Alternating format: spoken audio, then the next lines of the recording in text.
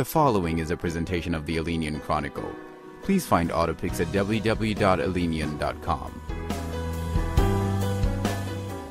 Hello everyone and welcome for this new subject of the Elenian Chronicle. We will talk today about how to make someone aware of something. We often meet this kind of situation where we want someone to understand something, to become aware of a given piece of information. It may be for big decisions in life, to make someone aware of a given risk or of the importance of choosing right in a given situation.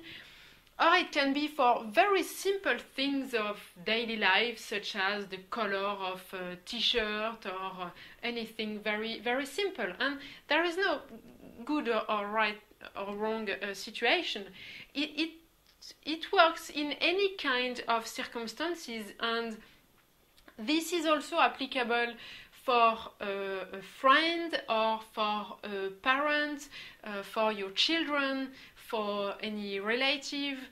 It may be with colleagues at work, it may be with people working with you, it may be with your boss, whoever and whatever it is. We will talk about how to make someone aware of something. In order to make you understand this, I want to show you, to illustrate a very important concept about resistance to change.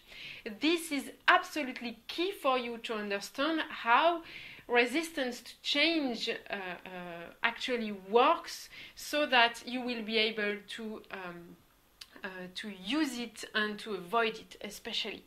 So before talking about this, I want first to congratulate you, because I hope you will be among the persons who will really understand how to make someone aware of something. And if you really do, this means not only that you will have been able to understand the content of this subject, but also you will be able to put your ego aside, the time for you to listen and understand. And also each time you will try to make someone aware of something, you will be able to put your ego aside to do it right and to do it effectively. So congratulations for this, because it's huge and it's very good from a human perspective. So also, I want to thank you for all your feedback and comments, because it's always very helpful for me to enrich the content of the Chronicle, to provide you with more details on how this works and to help you better understand how to use it in your own situation.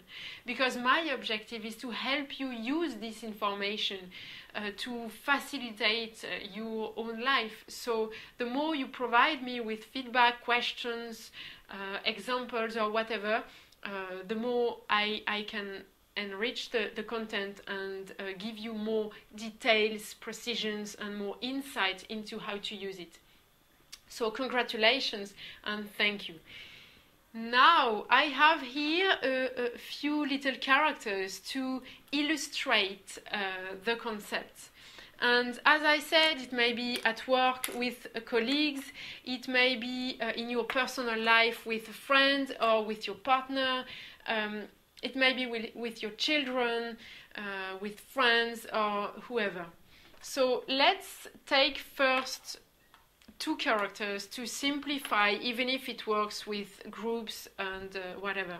So here in orange we have, let's say, the chosen one. The person, it may be he or she, the person you want to make aware of something. Okay, and so here it's you can be a woman or a man, it doesn't matter as well. And so you want to make this person become aware of something a priori very important from your perspective. Okay, so the fact is that most of the time, and often very quickly, you are trying to push the information. and you kind of get on your high horse to insist and to impose your view to really ensure that the person will get it right, okay? And so let's illustrate this like this. By getting on your high horse, it's as if you were trying to look down at the person. It's just a metaphor, but it is what happens backstage, behind the scene, in this kind of situation. So on your high horse, you feel like very powerful to impose your views. But the fact is that as soon as you do this, there is a very instinctive, natural phenomenon that will happen, which is called resistance to change. And so I want to show you this because resistance to change is highlighting this kind of thing that you can't see in reality, but this is actually what happens and that you don't see. So let's call him, or it's Arnold. So Arnold is the resistance to change of this little person that you are trying to look down at, okay? So in front of this kind of resistance to change, even if on your high horse, you don't feel so high anymore, because the comparison is not the same. And so as soon as the resistance to change is out there, trying to protect this little person, the game is lost. And you can't do anything anymore. Because once Arnold is out there to protect the person is really like closed, very protected, and you can't make this person hear anything anymore, because this person doesn't want anymore to hear anything coming from you. Just because you tried to impose something, you tried to come by force and to push, to go through the resistance of this person. And so this is too late. In this case, this is too late. If you feel in this kind of situation, you would rather just stop there, the discussion, and come back later on the topic, because it's just a waste of time at that stage. You can't do anything anymore. So, what you want at all costs, when you want to make a person become aware of something, you first want to avoid resistance to change. You need to avoid resistance to change at all costs if you want to be able to do something. So, let's start again without resistance to change and without your high horses. You're still in the white mode. Kindly, softly, the technique is there. You just propose your point of view. And this relies on a very important fact, which is that you can't know how it feels from the other person's perspective, with his or her own parameters in his or her own situation, with his or her own way of looking at things. So you are just proposing. By doing this, you ensure to not have to face any resistance, because if you are just proposing, the other person doesn't need to resist, because he or she doesn't feel assaulted and pushed or forced to anything. Without feeling any forced, just feeling like discussing kindly and hearing your point of view. You are just describing your own situation and your perspective and what you think is appropriate and why you think it is appropriate for your own situation. And so here your responsibility is to be convincing, but not by trying to push or to force or to impose, but just by being convinced yourself. and to be able to highlight the value of what you are explaining in your own situation. By showing the value you get from this information in your situation, you will raising interest from the other person. And so by being interested in what you are describing, the other person consciously or subconsciously will try to find some ways to use what you are saying and to apply it to his or her own situation. And this is exactly what you are looking for. So you have basically two possibilities here. The first one is that what you are saying makes sense for the other person. Okay? So the other will start to take it and make it applicable in his own situation, and that's what you wanted, right? In this case, you need to be aware of something, which is that the other may not tell you that you were right, and they may not tell you that your proposal was a good one because of pride or dignity or whatever. Even if it's not ideal, it's often the case. And so when you start this kind of discussion, you need to be very clear with yourself on what is your objective. If your objective is to make this person become aware of something, you don't need any recognition to be right or not. And so if this person takes what you're saying, that's okay for you. Take it like this and that's it. Okay? If you are looking for recognition, be very careful because you may not get it at that time. And so the other option is that the other person cannot really take what you are saying because anything, I mean, it can be anything really, and even for some reasons that you may even not be able to understand. But as it is, at that moment, said as it was said, the other person cannot take what you are proposing. And this may happen. In this case, you have to become aware of something, which is that what you are proposing, the way you are proposing it at that particular time doesn't suit the other person, and it's not right for the other person.